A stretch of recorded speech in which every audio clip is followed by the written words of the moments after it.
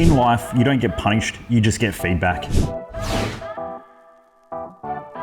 Mofos, welcome back to another episode of The Underestimated Entrepreneur. For those of you who have been listening along, you will know that I am in Bali, so the sound quality may not be as good as normal. I hope that it is, but it may not be as good as normal. So if you're listening to these, I do apologize for the sound quality. I will be back home in a couple of episodes and then they will get back on track with better sound. But if you do love the episodes and what I talk about, I'm sure you will be able to get by. Anyway, let's talk about something that's really interesting, and that is life doesn't punish you, it gives you feedback. The reason why I'm talking about this is that most people that I come across think that they're getting punished in some way, shape or form for the life that they're living, especially when they're living with the idea of implanted values. An implanted value is essentially someone else's value system, and they get told what they should and shouldn't do from a young age. So we all have these implanted values. Our parents tell us what to do, they tell us how to behave and how to act. And so we get rewarded and punished based on what our parents or the people who look after us or nurture us perceive are important to them. So essentially they're implanting their values, and so we start to adapt our behavior or modulate our behavior according to what's important to them. Then we go to school and we start to modulate our behavior again, and we start adapting to what we get rewarded for and what we get punished for, and what we fit in for and what we don't fit in for. And so we keep modulating our behavior. But over time we start to lose ourselves in that process. And so there are a lot of people out there that as they become late teens or adults, they will start to feel like they're being punished in life, instead of realizing that it's just feedback. Most people, the reason why they have such volatile emotions or they're not getting the results that they want is that they're normally not living a life that's congruent for them, or they're not living a life that's true for them. And that's because most people are unclear on their success map in life. Now, my event Thrive Time is really building out that success map with the 3 key pillars, and that is, what do you find that's fulfilling for you? The second one is, what does clarity and direction look like? So where are you headed in your future? And then how do you set goals and so on and create a mission towards that thing?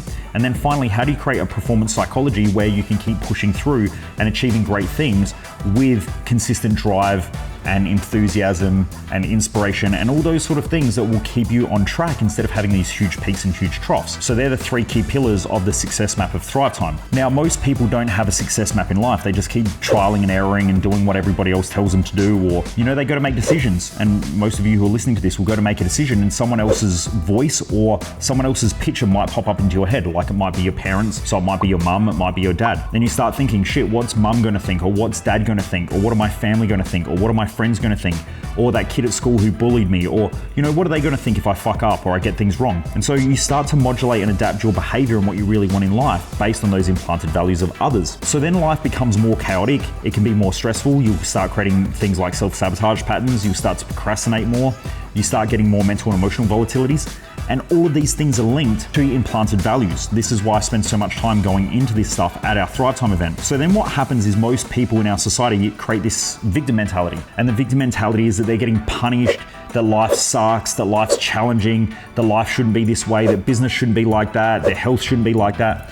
And so they live with all these shoulds about what life should be like. But a lot of the time that's driven by a huge fantasy around how life should be. Now, that might be based on a Hollywood movie. I mean, most people's intimate relationships are based on what Hollywood tells us an intimate relationship should look like. And so most people fuck up their relationship because they think that it doesn't match the idea that they saw when they were a kid watching Hollywood movies, which is that the couple should get along, that everyone accept each other, and we love and support each other all the time. And I hear that consistently at Thrive Time when a couple comes along, they say, my partner should just understand me, they should just get me, should support me, we shouldn't fight, we shouldn't argue. And I'm like, the fuck are you talking about? That's not an intimate relationship. I don't even know what that is. That's a fantasy, it's a delusion. And the only place that works is in Hollywood. That does not work in real life. A real, proper, high quality intimate relationship is based on understanding. And it's about understanding each other. And the way that you do that is you communicate. Now, sometimes communication is really easy to do and other times it's not. And so therefore, when you feel misunderstood and you feel like you're not being heard, sometimes you might scream, sometimes you might yell,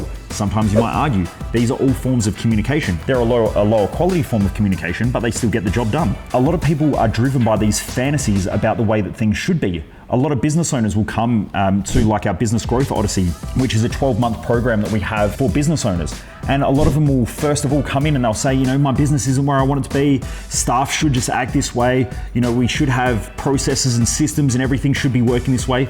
And you listen, they have all these shoulds. Those shoulds are based on a fantasy or an ideal around what a business should look like. When they realize that that is based on a delusion and fantasy, they can get back to dealing with what's directly in front of them and make improvements. So life doesn't punish us, it just gives us feedback. And it gives us feedback to try and break the delusion and the fantasies that we have around the way that things should be. So when you hear yourself saying words like should or I have to, you're normally living with someone else's implanted values and you've got fantasies around the way that things should be. When you crack those and you just realize that you just deal with what's directly in front of you, you realize that life is consistently giving you feedback in order to help you to grow. And everything in nature either grows or dies, and everything in the universe expands or contracts, nothing stays the same. And evolution itself, in a biological sense, is essentially information that is placed into our genes, or it's part of the genome, I should say. It's not placed into the genes, it's part of our genome. And we have this thing called epigenetics, and epigenetics is essentially our thoughts and our perceptions that influence the genes that we have, which then we pass on to other generations. My point is that we're consistently getting feedback to keep growing and adapting and changing. And if we're not getting the information, or we're not getting if life's not the way that we want it to be, then we're getting feedback consistently in order to be able to adapt and change to that environment so that we can grow. And those who don't take it as such will feel like a victim. They will feel like they're being punished. They will feel like they're suffering, and they will live a volatile, shitty life because they don't understand that everything in nature grows or dies. It's a basic principle of human evolution. It's a basic understanding of human behavior. In fact, it's a basic understanding of biology.